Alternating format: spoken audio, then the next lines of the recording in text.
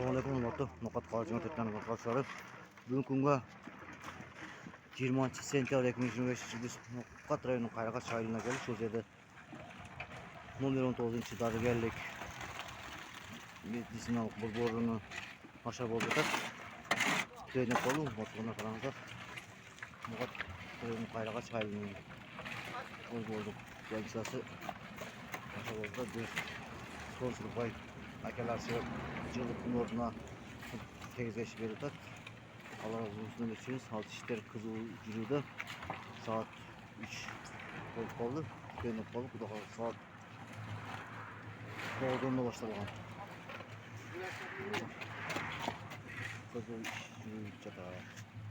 Dön olsa veya kısmet güzel manzar.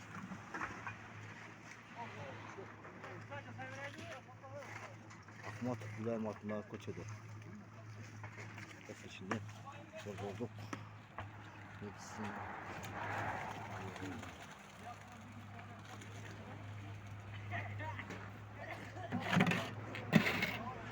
Aşağılar dök.